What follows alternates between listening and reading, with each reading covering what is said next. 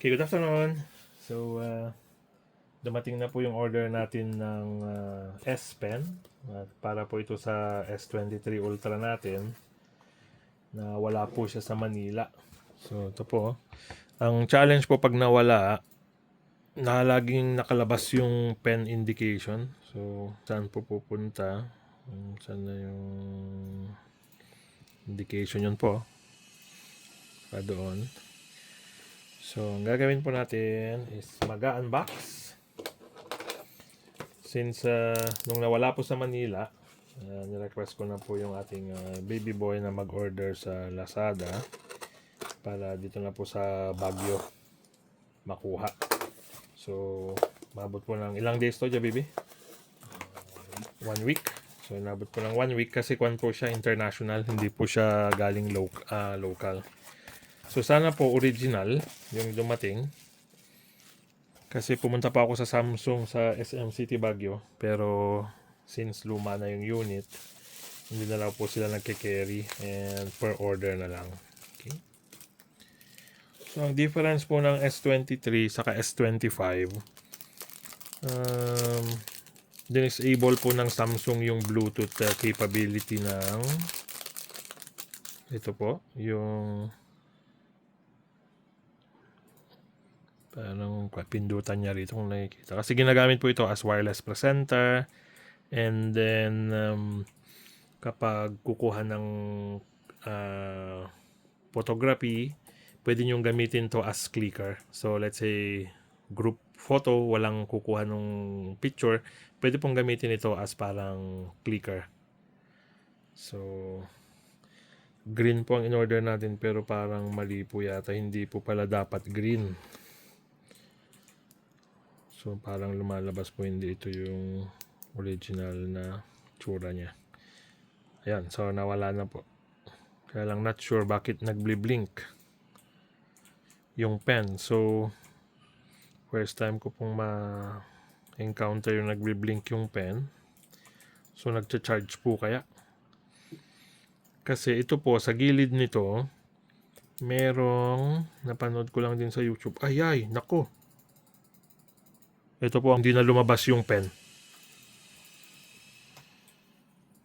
Natanggal siya, naputol. Oh my G. Okay. So, ulitin po natin. Sana lumabas yung pen. Ay. Hindi na nakalabas yung pen. So, naku po. Kaya siguro nag-blink. So, naku. Ito ngayon, kailangan nating sundutin ngayon po yung pen. So, mura po siya, 200 plus, pero naku, kailangan po yatang mag-order talaga sa original Samsung store. Ayan po, hindi na matanggal. Ayan, nagka-problema po tayo rito. Imbes na solusyon, tinatawanan po tayo ng ating mga kasama. Hindi na mapigilan kasi hindi na po lumabas yung pen. One way. So, hindi ko alam kung paano ito tanggalin. Ito po, siguro may lock ito na kumakapit dapat.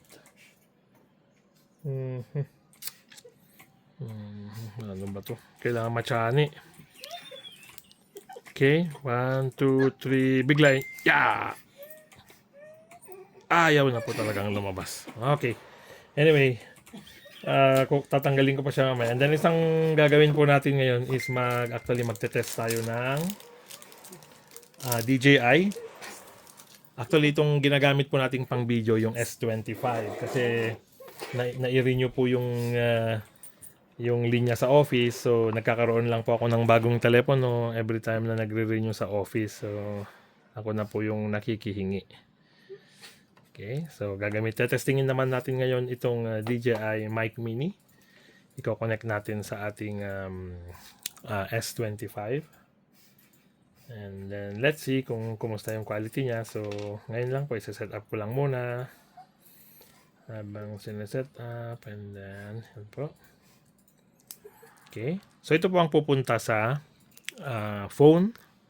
So since ito po yung ginagamit nating pang video ngayon yung S25, so i-connect ko na po. USB-C connectivity lang po. Okay. And then nagbi-blink siya ngayon. Okay. Nagbi-blink. Dapat steady po yung kanya. Steady yung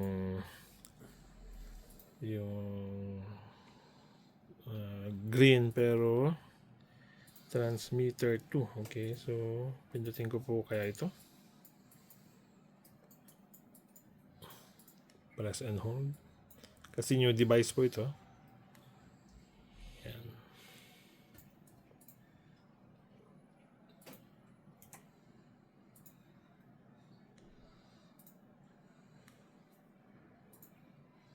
Ito, hindi ko po alam kung gumagana na siya.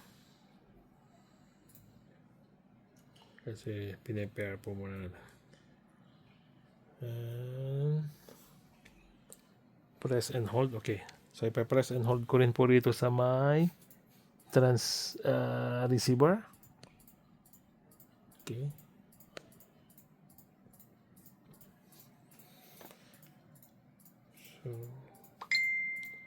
Okay. So, nakakonect na po itong 2. Steady. Steady na rin yan. Then, i-connect na rin po natin itong 1. Okay. So, press and hold. Okay. Nag-steady na po sa 1. Pero, hindi ko po alam kung connected na ito. Kasi nagbi-blink lang yung mic, receiver, indicator. So, anyway, mapapansin naman po natin mamaya sa video pag biglang nagbago yung quality ng voice using itong mic. Then, i-test po natin. Okay?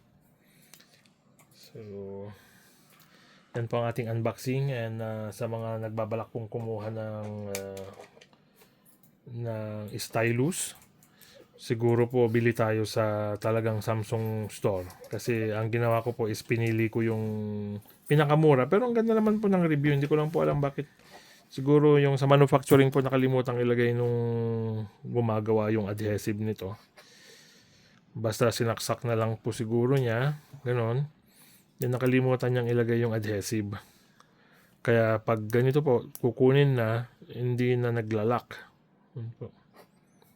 So, dahan-dahanin ko na lang, tsatsagain na lang pong tanggalin ito ng tsani or whatever pin na pangsungkit natin. Okay?